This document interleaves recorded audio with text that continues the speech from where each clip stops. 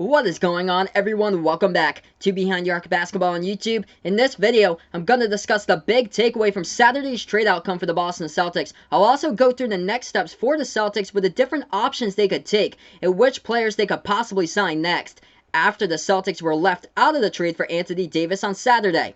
So last week, the Celtics and the Lakers had both engaged in trade talks with the Pelicans on trying to get the six-time NBA All-Star Anthony Davis. The Celtics have been trying to go after Davis for years, but on Saturday, Boston would be the odd team out of the deal because when the news broke on Saturday, Anthony Davis was traded to the Los Angeles Lakers to team up with LeBron. In exchange, the Pelicans got Lonzo Ball, Josh Hart, Brandon Ingram from the Lakers along with 3 first-round draft picks. One of those draft picks includes the 4th overall draft pick in the 2019 NBA Draft. The one big takeaway from the reports that I've read that surfaced after the big trade announcement was that the Celtics refused to make Jayson Tatum available in any of the trade talks with the Pelicans before Davis was traded. So with that being said, it seems like Danny Ainge, who's the GM and president of basketball operations for the Boston Celtics, has put all his confidence and all his trust in the Jayson Tatum to be the future of the Celtics franchise and for Tatum to be the centerpiece for his teammates to build upon. So the big takeaway I'm getting here through the sources I've read is that the Celtics are looking towards benefiting in the long run with their young talent by building and playing together as a unit and competing for titles in the new decades once these younger players progress. So in this video now, I'm going to discuss the options of who the Celtics could possibly target after the Anthony Davis trade. So option number 1 here is that the Celtics could build their roster for the future with the upcoming 2019 NBA draft picks. This seems like the most likely scenario. So in the upcoming 2019 NBA draft this Thursday night, Boston could use all 3 of their first-round picks to build upon their young talent of Jayson Tatum and Jaylen Brown. The Celtics have these 3 picks. Number 14, number 20, and number 22 all in the first round of the upcoming draft. For the Celtics, their main need would have to be a guard, specifically a point guard, to replace Kyrie Irving, since it seems like Kyrie will be going away from Boston. He'll possibly be going to either the Brooklyn Nets or the Los Angeles Lakers in free agency. And we're not sure about Terry Rozier either. Terry Rozier has been wanting to go out of Boston if Kyrie stays. Doesn't look like Kyrie's going to stay, though. So we don't know where Terry Rozier is at. Terry Rozier didn't get quite enough minutes playing this season as he played behind Kyrie on the depth chart. So this will be interesting in free agency to see if Terry Rozier stays with Boston or leaves in free agency. Also, besides a guard, the Celtics need a player with size as either a center or power forward. This is because Al Horford is yet to decide if he wants to opt into his final year of his deal for $30.1 million. Al Horford has until Tuesday, which is tomorrow. I'm recording this on Monday night, so Al Horford can also opt out and sign a deal for the long term with the Celtics. He can also opt out and sign elsewhere. So Al Horford has until tomorrow on Tuesday to decide, and today Al Horford was in discussions with a rework contract with the Celtics. So now we're turning our attention to the draft and some of the players here. So some of the players that the Celtics could target in this year's draft include, this looks like the most likely one. 7'2" center. He's got tons of size. That is from the Oregon Ducks, Bol. So the most likely player to draft here that I've seen from the sources would be Bol, 7'2", out of the Oregon Ducks. Also on that list, going at number 14 could possibly be Tyler Hero, shooting guard of the Kentucky Wildcats. Also, his teammate could be picked in the draft as well by the Celtics, who is P.J. Washington, power forward of the Kentucky Wildcats. On this list as well will be Nickeil Alexander-Walker, shooting guard for Virginia Tech. He also played a little bit of point guard this past season, filling in for the injured Justin Robinson when he was hurt. Also, Kevin Porter Jr.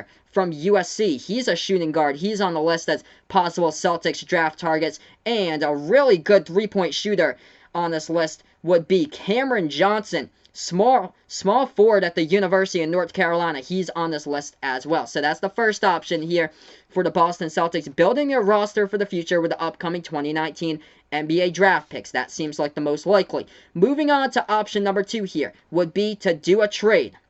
Now, this seems really unlikely to do a trade, and one of the trade options that was suggested, the first one that was suggested was trading for Houston Rockets center Clint Capella. It was reported on Saturday by NBA insider Steve Kyler that the Celtics were in a bidding war with the Brooklyn Nets for Clint Capella of the Houston Rockets. However, it was later noted by the Rockets website Rockets Wire that the Celtics and Rockets haven't even had any trade talks, and that this trade scenario still seems unlikely because Boston would need to trade away players to complete the trade, which would probably mean trading away younger talent, which is what Boston does not want to do. They want to build their young and talented roster and keep on competing into the future and having their younger players progress and work around Jayson Tatum and Jaylen Brown. Now, there was another player that was brought up here for a possible trade with the Celtics. That would be Memphis Grizzlies point guard Mike Conley. As Conley's days in Memphis look like they'll mostly come to an end now. That's when Memphis drafts Ja Morant as the number 2 pick from Murray State on Thursday's draft. So Boston is depending on a point guard since Kyrie 99% will probably leave the Celtics in free agency for either Brooklyn or the Lakers. The Celtics are competing against 2 other teams for the trade for Mike Conley. That would be the Utah Jazz and the Indiana Pacers. And the most likely of the trade scenarios here for the Celtics that was brought up would be trying to get Bradley Beal, who's a shooting guard from the Washington Wizards. So the Celtics would have to give up a lot to get a player like Beal, according to Brad Botkin of CBS Sports. Botkin brought up this trade scenario that the Celtics would have with Washington Wizards' Bradley Beal. It would be Beal would go to the Celtics, and the Wizards would get these players from the Celtics, which would include Marcus Smart, Aaron Baines, Gershon Yabusele, and this year's number 22 draft pick. This would have to be all done before the draft, and a 2020 first-round pick from the Celtics as well. So that is the second option on this list, would be to do a trade with another team in the NBA. Now we have option number 3 here for the Celtics. It would be to sign someone in free agency, preferably a point guard, preferably a pass-first type of point guard that's also an excellent defender, somebody who's a vet in free agency. The first name that comes to mind here is Ricky Rubio, point guard of the Utah Jazz. He's the first player that comes to mind that was on some of the sources that I looked at. Ricky Rubio averaged 6 assists per game this past season. He also ranked in the top 30 in the NBA this past season in steals per game and ranked second in the NBA postseason with an average of 2.4 steals per game in the playoffs. Before playing for the Utah Jazz, Ricky Rubio spent 6 seasons with the Minnesota Timberwolves where he averaged 9.1 assists per game, his career-high assists per game in that season for the 2016-2017 season for Minnesota. Now, the other point guard that the Celtics could target in free agency would be Patrick Beverley for the Los Angeles Clippers.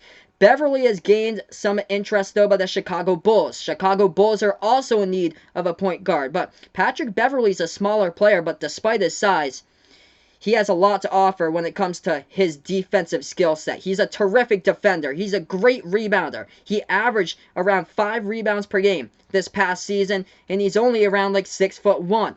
As Patrick Beverley, he's not afraid to challenge shots, and he's not afraid to guard bigger and taller players that's a foot above him, as well as he's a really good defender. He's somebody that could work for the Celtics as well. So that is option number 3 here, signing a player in free agency, preferably a point guard, a pass-first type of point guard that's also an excellent defender like Ricky Rubio or Patrick Beverley, who's one hell of a defender on the LA Clippers. So, that is a wrap of my video here. The next steps with what the Boston Celtics could do in this 2019 offseason after they were left out of the Anthony Davis trade.